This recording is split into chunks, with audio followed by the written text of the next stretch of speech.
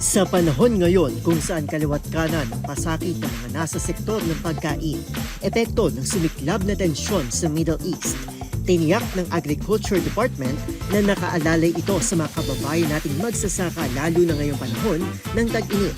Ito'y sa tulong ng handog nitong libreng pataba o fertilizer assistance sa agriculture sector.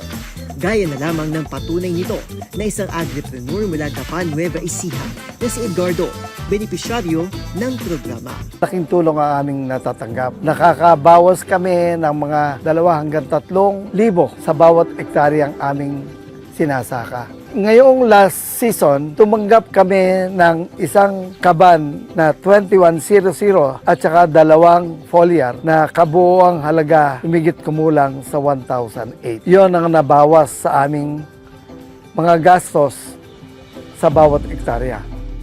Sa ilalim ng Rice Resiliency Project at Rice Competitiveness Enhancement Fund, makatatanggap ang mga rehistradong magsasaka ng voucher assistance na nagkakahalaga ng 2,000 piso para sa inbred rice seeds at 3,000 piso naman para sa hybrid rice seeds kada ektarya ng lupa. Sa inbreeding po na system, yung offspring na yon parang mag-isa lang siyang tinatanim tapos hanggang magiging pure.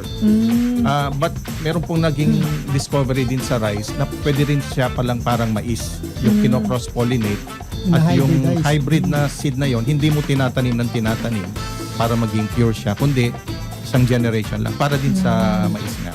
Na kaya lang ang benefit nito, yung tinatawag na heterosis niya, mas mataas ang expected na productivity niya compared sa inbred.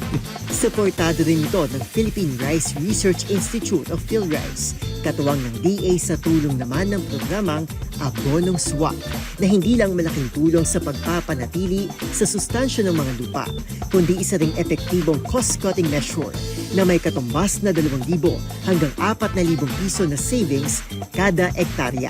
Ito yung combo na binabanggit natin, kombinasyon ng organiko at inorganiko na pataba. At nakadepende po yung combo na yon kung ano ba yung tina-target na ani ng isang magsasaka. At para mas lalong makatipid habang kumikita ng mas malaki, may iba ring magsasaka na gumagamit na ng fish amino acid para sa mas mabilis at mas malagong ani ng palay. Ayon sa mga pag-aaral, epektibo rin ito bilang dagdag depensa laban sa iba't ibang environmental stress factors. Para sa DZRH TV, ito si Arnold Herrera. Una sa Pilipinas, una sa Pilipino.